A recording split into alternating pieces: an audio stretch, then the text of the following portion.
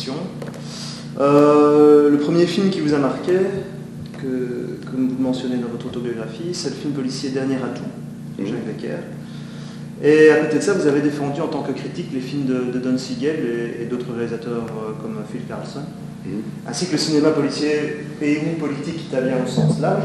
Donc en fait, on se rend bien compte que les films policiers, c'est vraiment quelque chose qui compte beaucoup pour vous. Et quels sont vos films policiers préférés? C'est une question là. C'est une question large. Vous savez, je dirais que ça dépend du jour. Au fil de la mémoire, il y a tout d'un coup, je pense à un film ou un autre, mais je dois avoir au moins 100 polars préférés. Je dirais pas qu'il y en a un qui tout d'un coup, c'est sûr que c'est celui-là. Alors, je sais pas, par exemple, si La Nuit du Chasseur, le film de Charles Laughton, est un film policier, je n'en suis pas sûr, mais c'est un film, disons, criminel, on peut dire. Et c'est certainement un de mes films préférés dans l'histoire du cinéma. C'est un film qui à la fois est une étude psychologique, voire métaphysique, tout à fait remarquable, et qui est aussi une histoire criminelle, voire une histoire psychanalytique. Et l'interprétation de Mitchum, le grand philosophe contemporain, est tout à fait exceptionnelle. Et moi, c'est un de mes films préférés. Alors, c'est plus ou moins un film policier, mais c'est en tout cas un de mes films préférés. C'est d'autant plus triste que le réalisateur a réalisé ce film-là, en fait. Bah oui, il en est mort. Parce que Charles Laughton, vous savez que le film avait même pas été distribué dans un premier temps aux États-Unis, avait été considéré comme un nanar épouvantable. Il n'a pas été distribué par les artistes associés et il a été distribué dans des petits pays plus ou moins colonies américaines comme la France ou la Belgique et mais ils n'ont même pas jugé bon de le distribuer aux États-Unis. Et Charles Laughton, qui était par ailleurs un immense acteur anglais, mais il en est mort de chagrin, vraiment. Moi, j'ai la chance de connaître Robert Mitchum, et Mitchum m'a raconté que Charles Laughton était vraiment mort de chagrin devant l'échec absolu et le refus total par les artistes associés et par les compagnies américaines du film. Et aujourd'hui, c'est à peu près unanimement considéré comme un film culte et je crois que personne ne doute que ce soit un très grand film. Et une des rares choses dont moi je suis assez fier, c'est que j'étais tout jeune, j'avais 18 ans, j'ai écrit dans Cinéma 57 la critique la plus favorable qui a été écrite à cette époque sur La Nuit du Chasseur. Alors que Les Cahiers du cinéma et Art, le journal de Truffaut, de Chabrol, de Valcroze, se gaussaient de La Nuit du Chasseur qui trouvait un film ridicule. Aujourd'hui, tout le monde est un peu revenu sur cette opinion un peu rapide. Là, c'est une transition parfaite pour la deuxième question. Justement, on voulait un petit peu parler de votre rôle de critique cinéma. Donc, vous avez travaillé à Cinéma et à Midi Fantastique. Et Lettres françaises aussi. On se demandait ce que vous pensiez de la critique cinéma d'aujourd'hui et si vous la lisiez encore ou si vous vous intéressiez aussi à la critique Internet, notamment avec Alain et moi, on représente des sites Internet consacrés au cinéma. Moi je m'intéresse au cinéma passionnément, donc je m'intéresse à la critique. Mais deux choses. La première, c'est que je ne suis pas très Internet, personnellement. Je suis probablement un dinosaure. Mais je ne lis pas beaucoup de critiques sur Internet.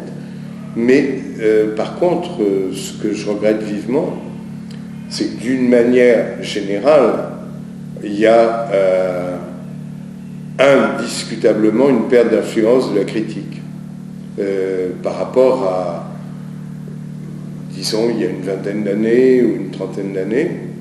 Bon, il y avait des critiques, je cite un peu, pas au hasard d'ailleurs, mais je cite par exemple Jean-Louis Bory, Bon, Jean-Louis Bory, dans le Nouvel Observateur, s'il faisait une critique très favorable d'un film bulgare qui racontait la passionnante histoire d'une ouvrière de kolkhoz qui cultivait des betteraves et qu'il disait c'est un film formidable, il faut que vous alliez le voir, c'était pas 25 millions de spectateurs de Bienvenue chez Ch'ti, mais il y avait 60-70 000 personnes, lecteurs, qui allaient voir le film dont Bory avait dit que c'était vachement bien. Maintenant, je ne suis pas sûr qu'il y ait un seul critique qui soit capable d'envoyer à lui seul 500 personnes voir un film. Je ne le crois pas. C'est significatif de la perte d'influence de la critique sur les gens qui vont au cinéma. Maintenant, ce qui détermine les gens à aller voir un film, c'est le bouche-à-oreille. C'est beaucoup plus efficace.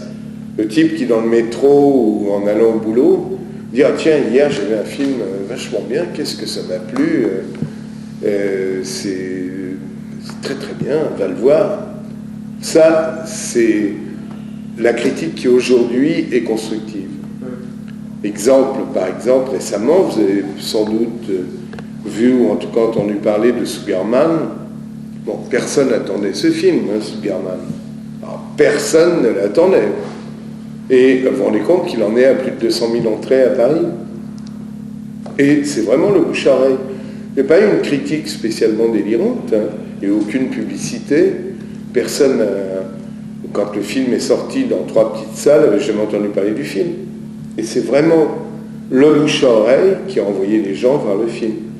Il y a un film récemment qui n'a pas fait un succès analogue à Sugarman, mais qui flirtait avec un bon petit succès. C'est un film que je vous recommande si vous ne l'avez pas vu.